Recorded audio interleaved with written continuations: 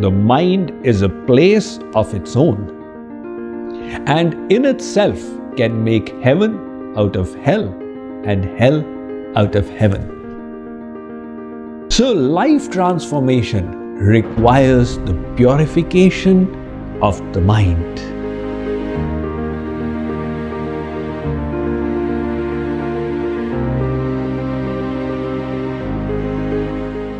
Tavrit and Suvrit were two brothers who got out from their home to listen to the Bhagavad Saptah taking place at the temple.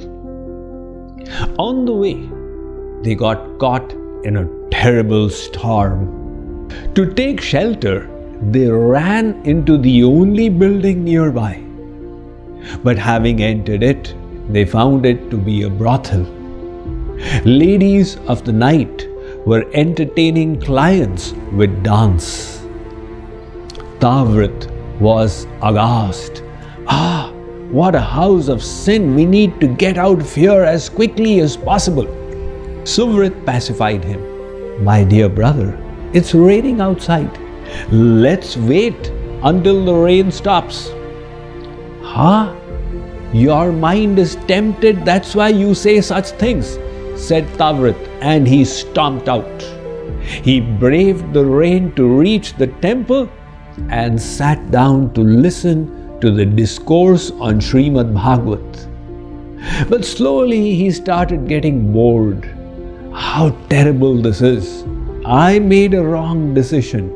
My brother must be enjoying life there in the brothel. On the other hand, Suvrit started regretting. Why did I not follow my brother? I was not made of salt or sugar that a little bit of rain would have melted me. So, although physically in the brothel, his mind was in the Bhagavat.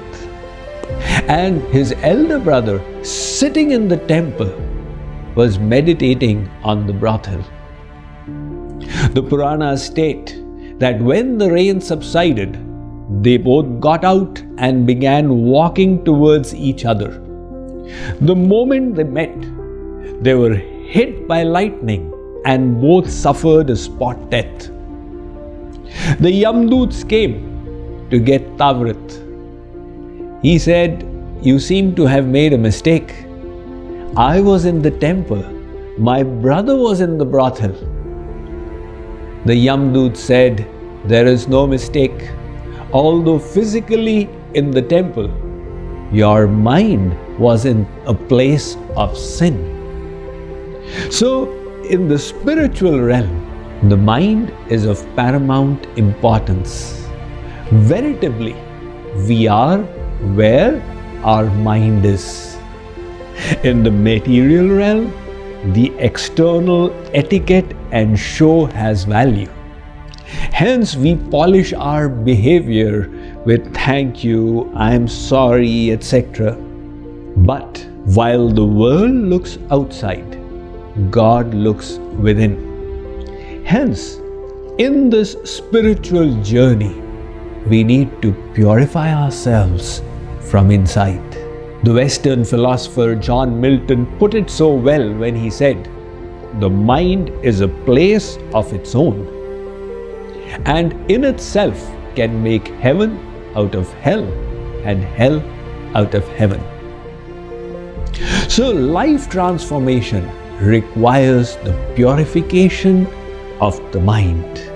And how will we accomplish that? The Bhagavad Gita states, "Mam chayo vyabhicharena bhakti yogena sevate sagunan samatityaitan brahma bhuyaya kalpate." Arjun, Lord Krishna states, your mind is in the three gunas, the three modes of material nature, sattva, rajas and tamas. I am trigunatit, transcendental to the three modes. When you attach your mind to me, that mind will start getting purified. So how then will we attach the mind to the Supreme? we will need to establish a daily practice. Consider the example of milk and water. If you pour milk into the water, it mixes with the water and is unable to retain its undiluted identity. However, if for some time you keep the milk apart from the water, transform it into yogurt, and then churn the yogurt to extract butter, that butter then can challenge the water. Mr. Water, I will sit on your head and float. You can do nothing to me. So how did that milk become immiscible? By staying apart from the water and enhancing its power. Like the milk is our mind, like the water is the world. As we go through our worldly duties, despite the best of intentions to uplift our thoughts, very often the worldly distractions come in the way. And hence the scriptures have said, Vivikta Sevi Laghvashi. On a daily basis, take out some time for sadhana in isolation, where you block out the entire world and you have one focus: how to establish this mind in the Supreme. That sadhana, spiritual practice in isolation, will then help us throughout the day.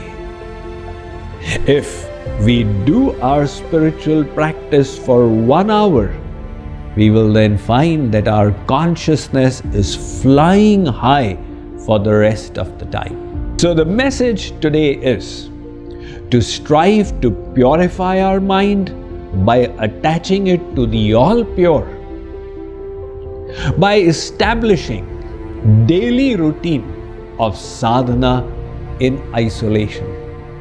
Even the Bible says, when thou prayest, enter thy closet and lock thy door.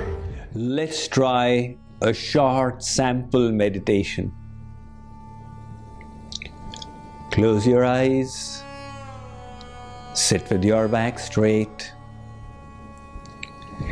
Take some deep breaths. Mentally observe the breath flowing in and out. Mentally watch your chest and stomach expanding and contracting. Mentally visualize your body. Now see yourself as the divine soul, the spiritual spark seated in the region of the heart. You, the soul, are a tiny fragment of the Supreme Soul, and hence you wish to cultivate loving devotion to Him. Visualize your Ishtadev, worshipable God, in any form you wish.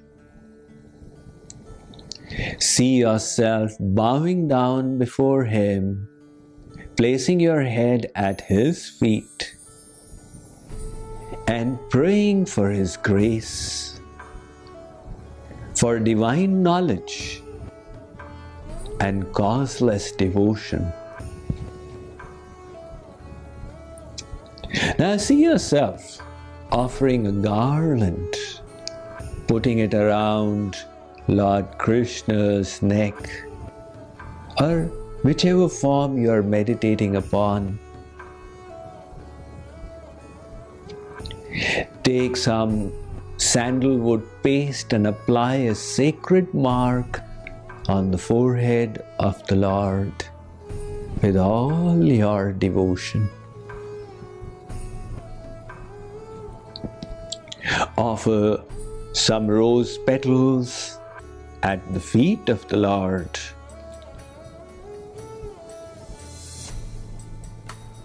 Light some incense sticks, agarbatti, and wave it around your Ishtadev, offering the aroma to him as a form of worship. Now light the lamp in the Aarti plate and see yourself doing the Aarti of your Ishtadev. With this thought, I am glorifying him.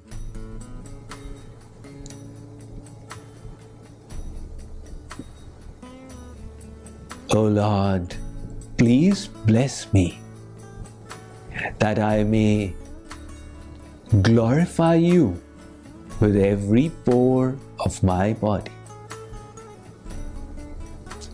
Put the Aarti lamp away.